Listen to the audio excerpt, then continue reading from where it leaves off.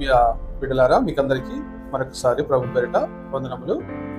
దేవుని మహాకృపను బట్టి మనమందరము ఈ దినము చక్కగా మన ప్రయాణాలలోనూ మన పని బాటల యందును కాపాడబడుతూ వచ్చాం, సురక్షితముగా ఉండగలుగుతున్నాం. మరొకసారి సంఘముగా కూడడానికి దేవుడు మనకు మంచి అవకాశం ఇచ్చాడు. ఈ ఆత్మీయ స్నేహము మనల్ని ఒకరినొకరిని పురికొల్పుకోవడానికి, బలపరుచుకునేదానికి, దేవుల్లో మనమందరము కలిసికట్టుగా ముందుకెళ్ళడానికి చక్కగా దోహదపడే సహవాసం ఇదన్నమాట. దేవుని యొక్క పాద సన్నిధానంలో మనమందరము ఇప్పుడు అద్దాన్ని చూస్తే మన లోపం ఏంటో, ముఖంలో ఉన్నటువంటి లోపము తెలిసినట్లుగా సహవాసమునికి వచ్చినప్పుడు మనల్ని ఒకరొకరు చూసుకొని ప్రేమతో పలకరించుకున్నప్పుడు ఒకరి క్షేమం కొరకు ఒకరు మనం ప్రార్థన చేసుకునే వారంగా ఉంటాం. తర్వాత దేవుడు మనందరితో కూడా కలిసి మాట్లాడేవాడై ఉన్నాడు. ఈ రాత్రికాలం మనము ఈ 119వ కీర్తన 37వ వచనాన్ని బట్టి కొద్దిసేపు మన ఆత్మీయ జీవితం ఏ విధంగా ఇది కొనసాగుతూ ఉంది, దీన్ని ఇంకా ఇంప్రూవ్మెంట్ చేసుకునే దానికి మనం ఏం చేయాలా, దేవుడు ఏం మాట్లాడుతున్నాడు అనేది గమనించుదాం. ఈ 119వ కీర్తన 37వ వచనం మరొకసారి మనం చదువుదాం. వ్యర్థమైన వాటిని చూడకుండా నా కన్నులు త్రిప్పివేయుము. బాగా మనసు పెట్టి మనము ఆలోచించుదాం. వ్యర్థమైన వాటిని చూడకుండా నా కన్నులు త్రిప్పివేయుము. ఈ మంచి తీర్మానం చూడండి. దేవుని దగ్గర ఆయన తీసుకున్నటువంటి తీర్మానం, దేవునికి చెప్పుకున్నటువంటి తీర్మానం. ఈ లోకంలో ఎన్నో మనకు మన కంటికి కనిపించేవి ఉన్నాయి. అందమైనవి, సౌందర్యమైనవి, భయాన్ని కలిగించేవి కదా, ఎన్నో ఈ కంటికి కనపడుతూనే ఉన్నాయి. పరిమళించే పువ్వులు, ప్రకాశించే సూర్య చంద్ర నక్షత్రాది వెలుతురు కదా, అందమైనటువంటి లోయలు, సరస్సులు, జల వనరులు, ఇవి ఎన్నెన్నో ఉన్నాయి. అలాగే మానవుల కట్టడాలు కూడా, ప్రపంచంలో 7 వింతలు అని ఉన్నాయి. అవన్నీ కూడా మానవ జ్ఞానంతో నిర్మితమైనవి. కొన్ని చూసినప్పుడు మనిషికి ఎలా కట్టారు, ఇది ఎలా సాధ్యమైంది? ఈ విధంగా ఈ కన్ను అనేది చూసినప్పుడు తృప్తి పడేవి కొన్ని, ఆస్వాదించేవి కొన్ని, భయపడేవి కొన్ని. లావా అనేటువంటి ఆ అగ్ని పర్వతాలు ఒక్కొక్క దేశంలో మనలాగా మన చుట్టూ కొండలు ఉన్నట్లుగా ఆ కొండలు మధ్యలో నుంచి లావా ఉబికి పైకి వస్తూ ఉంటుంది. అది అందులో ఒక తొట్టుకు మన మీద పడిన కూడా శరీరము కాలిపోయి ప్రాణం పోవాల్సిందే, అంత భయంకరమైన భూమి లోపల. అట్లాంటి చూసినప్పుడు భయం, క్రూర జంతువులు చూసినప్పుడు ఇలా రకరకాలు. అయితే ఇక్కడ ఈయన ఏమంటున్నాడంటే వ్యర్థమైన వాటిని చూడకుండా అన్నాడు. అంటే ఈ వ్యర్థము అనేది పనికిరానిది అని పూర్తిగా అర్థం. వ్యర్థము అంటే పనికిరానిది. ఎవరికి పనికిరానిది? మన కంటికి, మన ఒంటికి ఇది పనికిరానిది, ఇది వ్యర్థం. దీని వలన లాభం అనేది లేదు అని అర్థం. అయితే వ్యర్థమైనది చూడకుండా ఉండడానికి మనకి ఇప్పుడు ఒక సహాయం కావాలి. ఎందుకంటే మనము దాన్ని నిగ్రహించుకునే దానికి మనకు ధైర్యం కావాలన్నా, సహాయం కావాలన్నా ఆయన ఒక మాట అంటున్నాడు, నీ మార్గములలో నడుచుకున్నట్టుకు నన్ను బ్రతికింపుము అని. ఒకవేళ ఆయన మార్గంలో కనుక మనం నడవకపోతే మన బ్రతుకు అర్థం ఉండదు, విశ్వాసిగా మన బ్రతుకు అర్థం ఉండదు. తర్వాత ఆయన మార్గం తప్పిపోయే అవకాశం ఉంది. ఎప్పుడు? వ్యర్థమైనవి మన కన్నులు చూస్తూ ఉన్నాయనుకోండి. వ్యర్థమైనవి అంటే ఏంటివి? ఇప్పుడు ప్రసంగి దగ్గరికి వెళ్తే ప్రసంగి ఒక మాట అన్నాడు, వ్యర్థము అంటే ఏంటో చెప్తాడు ఆయన. ఏమి వ్యర్థం అంటాడు చూద్దాం. ఆయన మాటల్లో మనం ఒకసారి గమనించుదాం. ప్రసంగి గ్రంథాన్ని 1వ అధ్యాయాన్ని ముందుగా చర్చిద్దాం. ఈయన దావీదు కుమారుడు, రాజుగా ఉన్నాడు. ఆయన చెప్తున్న మాట 2వ వచనం, 1వ అధ్యాయం 2వ వచనం. వ్యర్థం అని ప్రసంగి చెప్పుచున్నాడు. వ్యర్థము సమస్తము వ్యర్థమే అన్నాడు. ఇంకా చూడండి, సూర్యుని కింద నరుడు పడుచుండు పాటు అంతటి వలన వారికి కలుగుచున్న లాభమేమి? తరము వెంబడి తరము గతించిపోవచ్చున్నది, భూమి ఒక్కటే ఎల్లప్పుడూ నిలుస్తూ ఉంది అంటున్నాడు. చూడండి, ఆయన మంచి విశ్లేషణ ఇచ్చినాడు. అందుకని యవనస్తులు మారుమనసు పొందినప్పుడు యవనస్తులు ముఖ్యంగా ఏ పుస్తకాలు చదవాలా బైబిల్ గ్రంథంలో అంటే ముఖ్యంగా సామెతల గ్రంథము, ప్రసంగి గ్రంథము ఖచ్చితంగా చదవాలి. సామెతల గ్రంథము, ప్రసంగి గ్రంథము చదివారంటే లైఫ్ను ఎలా డిజైన్ చేసుకోవాలనేది, దేవుడి చేత ఎలా నడిపించబడాలనేది యవనస్తులకు పూర్తిగా అర్థమైపోతుంది. దేవుడు వాళ్ళతో మాట్లాడతాడు. అంటే మిగిలిన పుస్తకాలు ఆ భాష ప్రయోగం కానీ మాట్లాడే విధానం కానీ ఒక్కోసారి మెచ్యూరిటీ అనేది లేకపోతే, అనుభవం అనేది లేకపోతే అర్థం కాదు. కానీ సామెతల గ్రంథం కావచ్చు, ప్రసంగి గ్రంథం కావచ్చు, సూటిగా మన పక్కలో ఉండి మనతో రోజు మాట్లాడుకునే వాళ్ళతో మాట్లాడుకున్నట్టే ఉంటుందన్నమాట ఆ భాషా సరళి.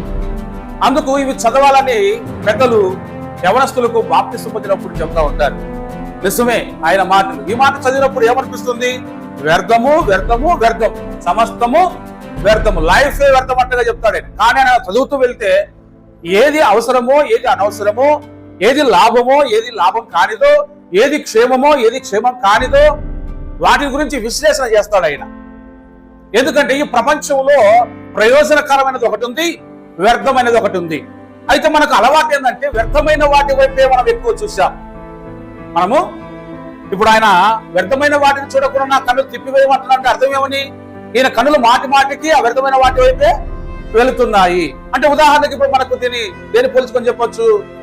ఖచ్చితంగా సెల్ ఫోన్ గురించి చెప్పుకోవచ్చు.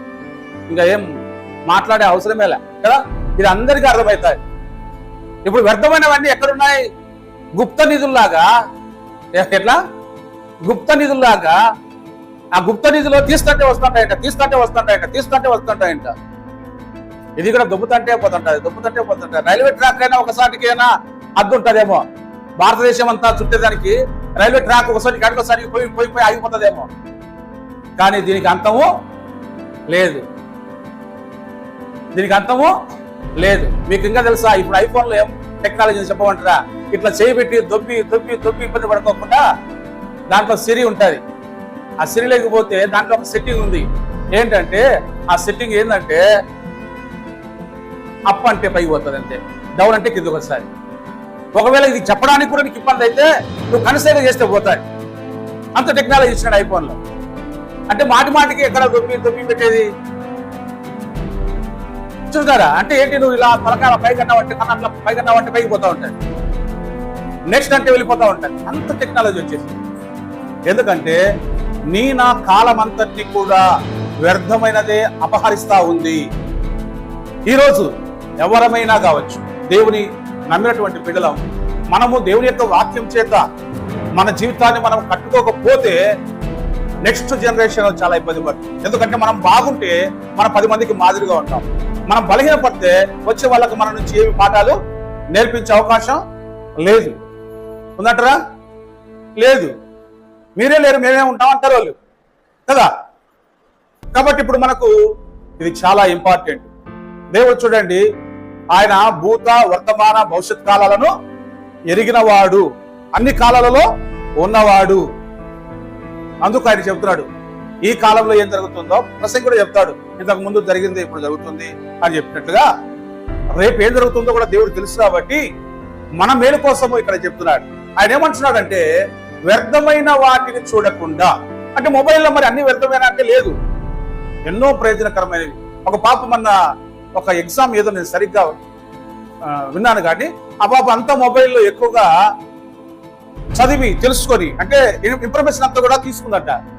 ఇప్పుడు జెమిని అని ఏఐ అని ఇవన్నీ కూడా టెక్నాలజీ వచ్చినాయి. నువ్వు ఒకటి అడుగుతా ఉంటే అవే సంభాషణ అంతా కూడా ఇస్తా ఉంటాయి, ఎక్స్ప్లెయిన్ చేస్తా ఉంటాయి, మ్యాటర్ సిద్ధం చేస్తా ఉంది. ఒక పుట్టినరోజు వచ్చింది, ఆ పుట్టినరోజుకు నువ్వు ఏం ఆ సందర్భాన్ని బట్టి ఏం చెప్పాలంటే నువ్వు ఊరికే బర్త్డే విశేషాన్ని చెప్పినావంటే ఆటోమేటిక్ గా మెసేజ్ అంతా అయిపోయి వస్తుంది అనమాట.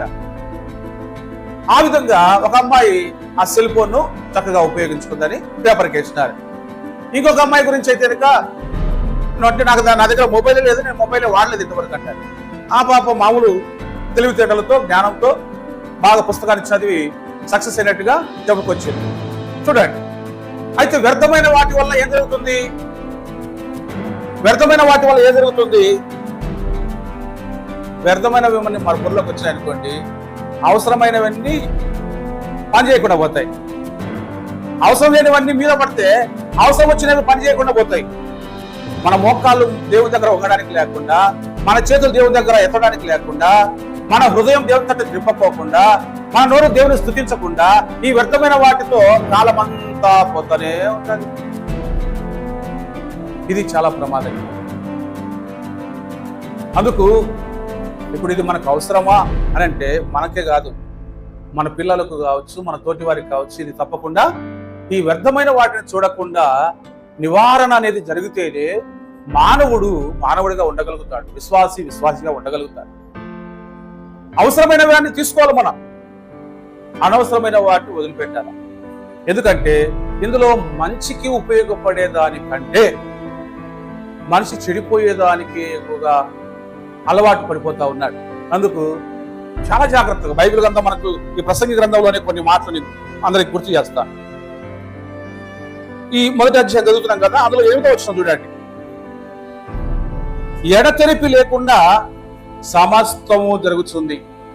ఏది ఆగిపోలే కదా, ఎడతెరిపి లేకుండా సమస్తం జరుగుతూ ఉంది అంటూ మనుషులు దాన్ని వివరింపజాలరంటూ ఏమంటున్నాడు? ఇప్పుడు చూచుట చేత కన్ను తృప్తి పొందకుండా ఉందట, వినుట చేత చెవికి తృప్తి కలుగుట లేదట. చూడండి, ఏం చేస్తున్నారు? చూచుట చేత కన్ను తృప్తి పడటం లేదంట. అంటే ఇంక చూస్తావంటే వస్తావంటే అది సాధ్యమేది. ఇందులో మనకు అవసరం ఏంటి అంటే, అవసరము పావలా అనుకో, వ్యర్థమైనది ఎంత అంటే ముప్పావలా. అవసరం పావులు అయితే అనవసరమైంది వ్యర్థమైనది ముప్పావలా. అంటే పావులా కోసం ముప్పావలా నష్టం చేసుకుంటున్నాం కదా. పిడికెడు మంచిదైనప్పుడు ముద్దంతా బాగుంటే పర్వాలే, పిడికెడే మంచిగా ఉంటే ముద్దంతా చెడిపోతే. కాబట్టి ఈ వ్యర్థమైనవి చూడకుండా ఆయన ఎప్పుడు ఆ కాలంలోనే అడిగినాడు.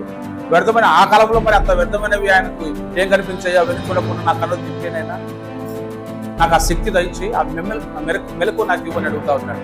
ఎందుకంటే నేను నీ మార్గంలో నడవాలి, నేను బ్రతకాలా, నీ మార్గంలో నడిచి నేను బ్రతకాలా. లేకపోతే ఈ వ్యర్థమైనవి చూసుకుంటా పోతే గోతులో పడాల్సిందే.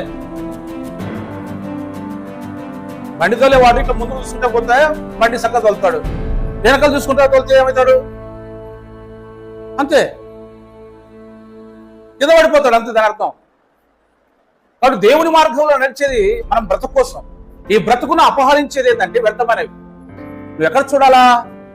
నీకు అవసరమైన వాటిని తీసుకో, నీకు అవసరం లేనివి టచ్ కూడా చేయకూడదంట. మనం దీనికి మనకేం కావాలంటే నిగ్రహం కావాలి. అంటే రెండు మనకు కళ్ళెదుటే ఉంటాయి, మనకే చూస్ అంటే దాన్ని నువ్వు ఏది కావాలో నువ్వే ఎన్నుకో. నువ్వు దాన్ని తీసుకుంటే ఏది ఆస్వాదిస్తే అది. ఇది ఆదికాండంలోనే చెప్పినాడు.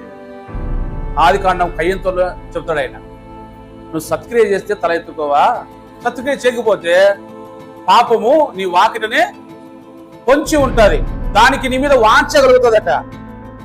పాపం ఎక్కడ ఉండదు, నీ వాకిటనే అంటే నీ కన్ను వాకిళ్ళు. కన్ను తెరిస్తే ఓపెన్ చేస్తే ఓపెన్ డోర్ కనపడుతుంది. నీ కన్రెప్పలే వాకిలు అంటే తెరుస్తానే నీకు లోకం కనపడుతుంది. అది నీ వాకిటనే ఉంటుందంట, పాపం పొంచి ఉంటుందంట, అది నేను ఏలుతాది అని చెప్పాడు దేవుడు. ఎంత మహాజ్ఞానంతో మాట్లాడాడు. ఈరోజు మొబైల్ ఏలుతా ఉంది ప్రపంచాన్ని కదా, మానవులందరినీ గుప్పిట్లో పెట్టేసిందా లేదు?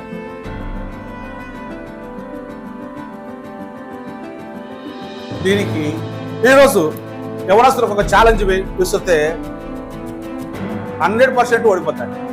మొబైల్ లేకుండా ఒక్కరోజు మీరు గడపతారా? మొబైల్ చేతిలో లేకుండా ఎగ్జాంపుల్, మొబైల్ ఒక రోజు వాడకుండా, నెట్వర్క్ లేకుండా, ఏవి మీరు టచ్ చేయకుండా చూడకుండా దూరంగా పెట్టేసి ఉండగలుగుతారా? ఎంత ప్రాణ సంకటం మాత్రమే ఇది. మీకు తెలుసు లేదో, ఒక ఈ మధ్య కాలంలోనే నాయన ఐఫోన్ తీపి లేదని చెప్పి వాడు బయట కింద ఆత్మహత్య చేసుకున్నాడు. నిన్ననే దాదాపు ఒక వారం అవుతుంది అనుకుంటా చూసిన. ఒకడు బైక్ తీపి లేదు వాళ్ళ ఆయన, ఏ బైక్ పూర్ పేదల వాళ్ళు, అంత ఇంత ఉన్న మధ్యతరగతి కుటుంబంగా జ్ఞాన పేదవాళ్ళంట. వానికి రాయల్ ఎన్ఫీల్డ్ కావాలని, మన ఆయన రాయల్ ఎన్ఫీల్డ్ తీపిలే నాకని చెప్పి వాడు ఆత్మహత్య చేసుకున్నాడు. కోరికలేమో గుర్రాల మధ్య పరిగెత్తున్నాయి, ఆదాయం నత్త మాదిరి పోతుంది. ఇది ఏమన్నా సాధ్యమా? అంత బండి కావాలంటే నీకు ఆదాయం ఎక్కడుంది? నాయన ఆదాయం ఎంత, అమ్మ ఆదాయం ఎంత, ఇంట్లోకి ఎంత డబ్బులు వస్తున్నాయి, ఎంత ఖర్చు అవుతా ఉన్నాయి, దేనికి మనం అనేది ఆవేశంగా నాయన తీపించలేదని, సెల్ ఫోన్ తీపించలేదని ఒకరు జరిపాడు. ఏది ఈ టెక్నాలజీ రూపంలో మనుషులు ఎక్కువగా వినియోగించడం అలవాటు పడతారో దానివల్ల మనిషి ఎక్కువగా ప్రమాదానికి లోనవుతా ఉన్నాడు. ఒకప్పుడు టెలివిజన్ అంటే టీవీ బాగా ఫేమస్ అయినటువంటి కాలంలో ఆ టీవీ రిమోట్ అనేది పెద్ద సమస్య అయింది. అక్క తమ్ముడు ఇద్దరు ఆ టీవీ రిమోట్ కోసము కొట్లాడుకొని అమ్మ వాళ్ళు ఏదో సర్ది చెబితే ఆ ఆడపిల్ల పోయి నాకు రిమోట్ లేదని చెప్పి ఆ పాప ఊరి పెట్టుకొని చచ్చిపోతారు. చూడండి ఎంతగా మళ్ళీ కట్టిపడేస్తున్నాయి. దేనికి అంటే వ్యర్థమైన వాటిని చూసేదానికి అలవాటు పడి. ఇంకా చెప్పాలంటే నాకు ఈరోజు కోపం వచ్చింది, మహా కోపం వచ్చింది, బాధలేసింది. నేను బాధపడుతున్న మనసులో పేపర్ చదువుకుంటా కొంటే ఇంకొక ఆయన కూడా వచ్చి అదే పేపర్ చూసి నేను చూసిన తర్వాత ఆయన కూడా అదే బాధపడ్డాడు. ఏంటంటే బెంగళూరులో అనుకుంటాను మన ఏది క్రికెట్ ఏదో ఒక గుంపు ఏదో గెలిచిందట. నాకు ఆ క్రికెట్ అంటే మా కోపం. మన భారతదేశము 150 కోట్ల జనాభా ఉంది, కానీ జ్ఞానవంతంగా జీవించడానికి సరిగ్గా ఎవరు కూడా ముందుకు రావడంలా. ఎంత అజ్ఞానంగా ఉన్నారంటే వాడు గెలిచినాడు, ఆటలో గెలుపుంటుంది, ఓటమి ఉంటుంది. గెలిస్తే ఏమి చప్పట్లు కొట్టు,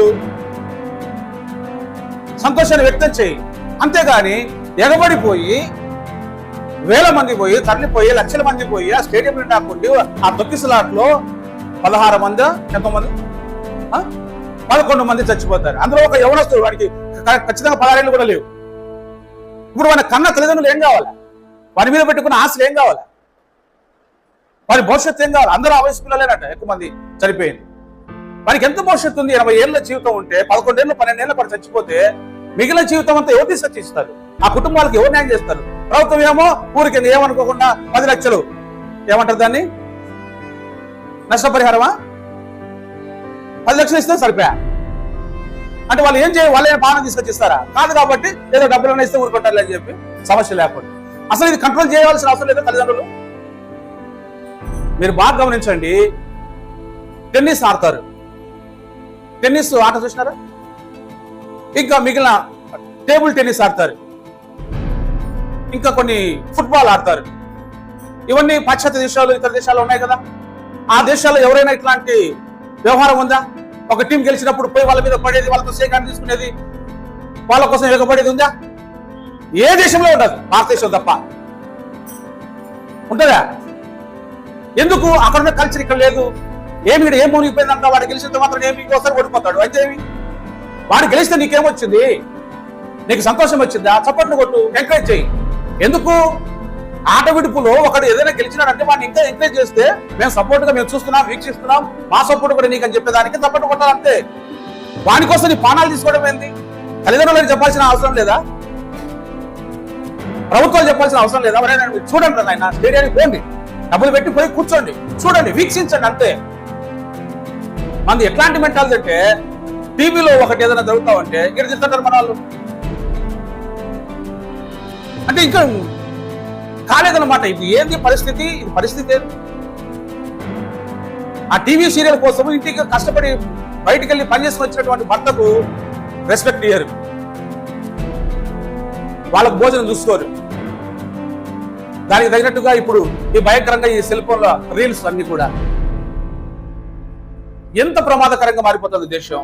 దేశం అంటే ఏంటి? దేశం బాగు కోసము ఏం చేయాలంటే ఇట్లాంటి చెడునంతా, వ్యర్థమైన దానంతా కూడా అరికట్టే ప్రయత్నం చేయాలి. ఒకడు అన్నాడు, ఒక తాగుడుపోతుడు నిలబెడతాడు, పోలీసు ఆయన నిలబెడతాడు. తాగిపోతున్నావు, పోకూడదు, జరిమానా కట్టంటే నువ్వు బాగా చెప్తావు సార్, నేను తాగిపోతున్నానే అన్నావు నువ్వు. నేను తాగడం తప్పైనప్పుడు అందమంది తప్పు కదా ఈ టైంలో, మరి వాడు ఎందుకు అమ్ముతున్నాడు అన్నాను, దాన్ని బంద్ చేయాలి కదా అని. లేదు నువ్వు తాగడం తప్పు, తాగిపోతా, ఎవరికైనా తగిలించా, తగిలించా, ఎప్పుడు తగిలించా, నాకు అడ్డం వచ్చి తగిలించా, నాకు తగిలించా అంటాడు. కామెడీగా పెట్టినా కూడా అది వాడు యథార్థంగా మాట్లాడాడు. ఆ టైంలో నువ్వు అమ్మమని ఎవరు చెప్పి, అసలు మద్యం అమ్మడానికి ఎందుకు నువ్వు పర్మిషన్ ఇస్తావు? మద్యం వల్ల ఒక ప్రాణం పోతుంది కదా, ఆ అలవాటు వలన ఒక కుటుంబం నాశనం అవుతుంది కదా. వాక్యం మనకేం చెప్తుంది? అధికముగా దుర్మార్గపు పనులు చేయకము, నీ కాలమునకు ముందుగా నీ వేళ కొనిపోబడదు అంటాడు. ఇదే ప్రసంగి గ్రంథంలో ఏమన్నాడు? అధికముగా దుర్మార్గపు పనులు చేయొద్దు అన్నాడు. నీ కాలమునకు ముందుగా నీ వేళ కొనిపోబడదు అన్నాడు. ఇప్పుడు మన జమ్మడి నేను చెప్తా.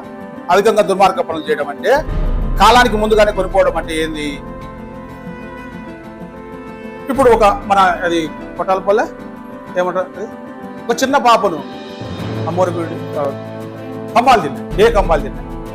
అక్కడ ఏం జరిగింది? ఒక వివాహానికి పోయినప్పుడు ఒక రహమాన్ అనేటువంటి ఒక యవనస్తుడు ఏం చేసినాడు? ఒక చిన్న పాపను, 3 ఏళ్ల పాపను పసికందుకు తీసుకొని పోయినాడు. వాడు ఏ విధంగా ఎమోషన్ అయినాడు, ఏ విధంగా వాడు తాగినాడు. అప్పటికి వాడు చిన్న వయసు, 16 ఏళ్ళ వయసు. వాడు తాగి వాడు ఆ మైకంలో ఈ మొబైల్స్ చూసి అడాప్ట్ అయిపోయి చూడకూడని దృశ్యాలు చూసి వాడు ఆ వయసు ఉన్న వాళ్ళని తగ్గితే వాళ్ళని ఏమంటారో, ఎవరేమంటారో నేను ఇట్లాంటి తెలిసిపోతున్నారు. వాడికి ఉండే భయం ఏదో. కానీ ఆ చిన్న అమ్మాయి మీద ఆ పాప ఉలకలేదు, పలకలేదు. తీసుకుని పోయి ఏదో చేయబోయినాడు. ఆ పాప ఏదో అట్టుకొని తినిపించి మొత్తానికి చంపేసినాడు. వాడికి దిక్కు తెల్లా, కొట్టి చంపేసినాడు. ఏడ బయట పడతాని చెప్పి కంప చెట్లు పారేసినాడు. ఇది దుర్మార్గం పనే కదా.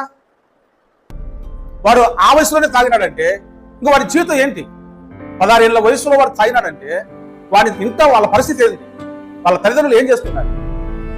పిల్లలు ఎందుకు ఆ విధంగా విచ్చలవిడిగా విడిచిపెడతా ఉన్నారు? భయం లేదు, భక్తి లేదు, క్రమం లేదు, జీవితం వాల్యూ తెలియదు. అమ్మేంది, నాన్నేంది, అక్కేంది, చెల్లేంది, ఇవేవి లేవు. చిన్న లేదు, పెద్ద లేదు, గౌరవం లేదు. దుర్మార్గం పని చేసినాడు. దానికి బాగా కొట్టినారు, పోలీసుల చేతికి అప్పగించారు. ఈ రోజు పేపర్ చూస్తే వాడు మైలవరంలో డ్యాంలో పడి చచ్చిపోయినాడు. మైలవరం డ్యాంలో పడి చచ్చిపోయినాడు.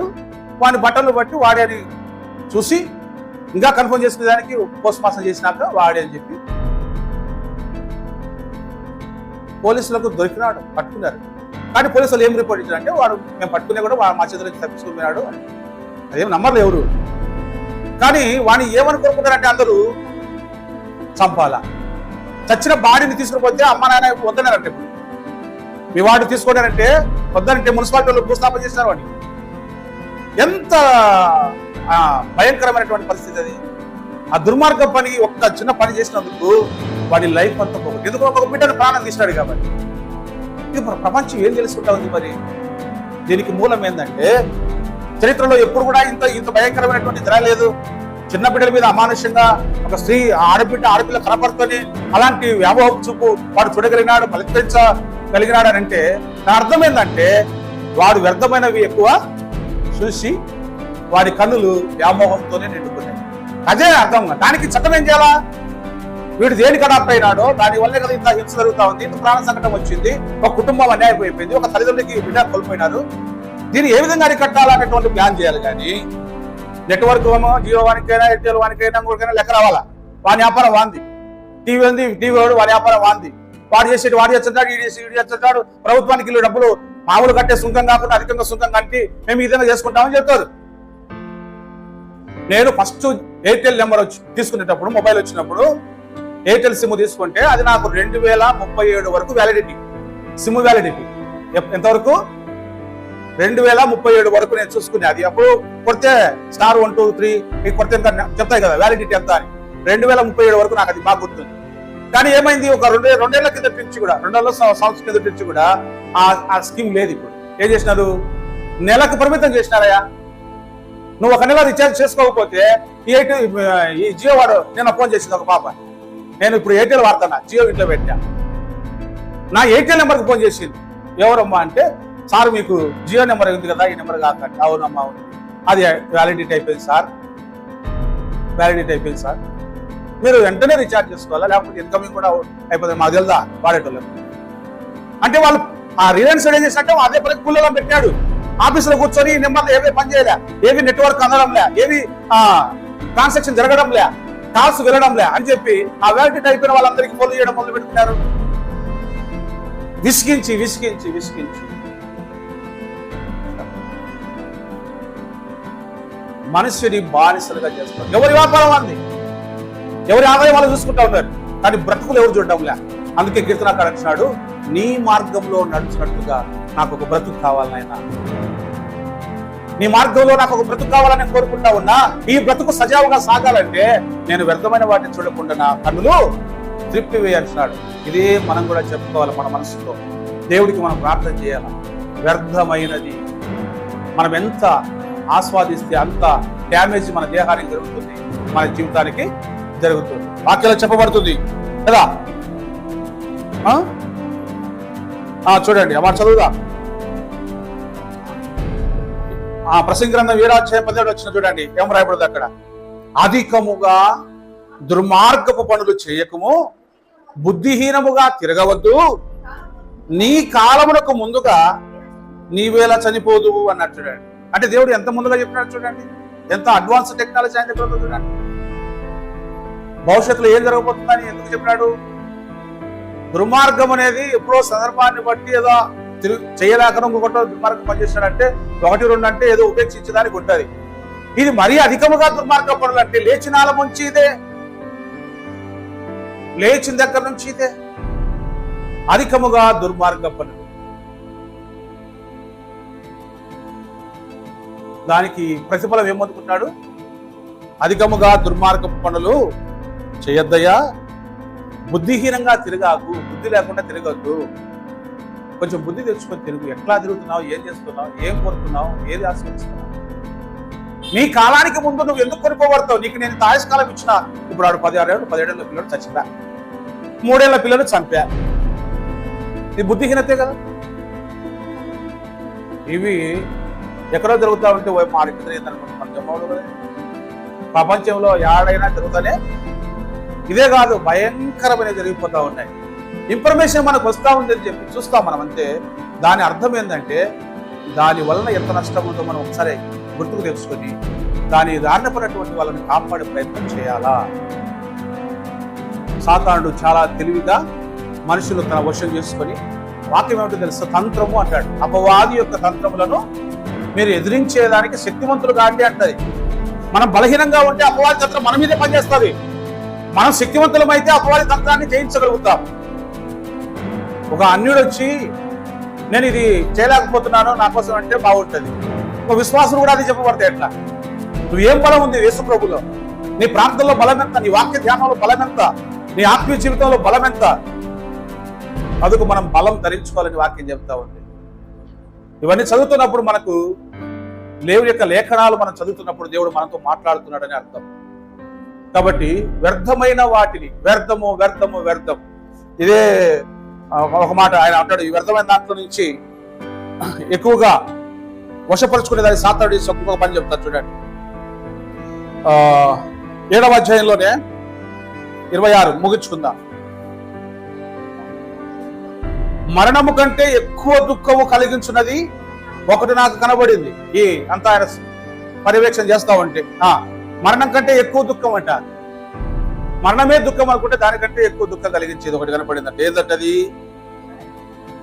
అంటే దాన్ని మనం ఎట్లా అర్థం చేసుకోవాలంటే ఈడు చచ్చినా బాగుండు అని అంటలే, అంటే చచ్చిపోయినా ఇంత దుఃఖపడము, బతికుంటేనే ఇంకా ఎక్కువ దుఃఖం అని అంటాం కదా. చాలా మంది అంటారు, మనం అంటే మనం అని కాదు, మామూలు మనుషులు అంటారు కదా.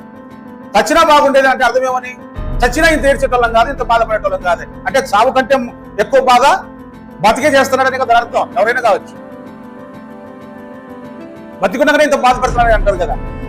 దీని అర్థం ఏంది ఆయన చెప్తున్నాడు, మరణము కంటే దుఃఖము ఎక్కువ కలిగించేదట.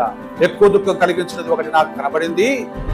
అది ఎలాంటిది అంటే అది వలల వంటిది అన్నాడు. వల, నెట్, ఇంటర్నెట్, వలలు అంతే. అది జియో నెట్ కావచ్చు, ఎయిర్టెల్ నెట్ కావచ్చు, ఇంకొకటి కావచ్చు, ఏదైనా కావచ్చు. వలల వంటిది. వాడు ఇచ్చేటప్పుడు ఫ్రీ అన్నాడు, అన్నాడా లేదా? జియో వాడు ఎంత తెలివిగా రంగప్రవేశం చేశాడు. ఎయిర్టెల్ బాగా ఫేమస్ గా ఉంటే వాడు ఏం చేశాడు, బిజినెస్ మైండ్ పెట్టాడు. ఫ్రీ అన్నాడు. 3 నెలల సంవత్సరం ఫ్రీ అన్నాడు. నెట్ అంతా ఫ్రీ అన్నాడు. మెల్లిగా అందరినీ మచ్చిగా చేసుకుని వలలకి లాగేసినాడు. సాలెపురుగు గుడి దాంట్లోకి పోయినాక బయటకు వచ్చేది ఏమున్నదంట. సాలెపురుగు నేను చూసిన ఒకసారి టీవీలో ఏం చేస్తానని తెలుసా, ఒక పురుగును పట్టుకున్న తర్వాత అది చిన్న జీవి కాబట్టి తప్పించుకుపోతుందేమో అని చెప్పి దానికి ఉన్న సాధనం ఏంటంటే రౌండ్ చేస్తా దారం. మనం ఎట్లా చుడతాం దారాన్ని, అట్లా బాడీకి అంతా కూడా దాన్ని ఊపిరాడకుండా, దాని కాళ్ళు చేతులు రెక్కలు ఏమి పని చేయకోకుండా సరాసరా చుట్టూ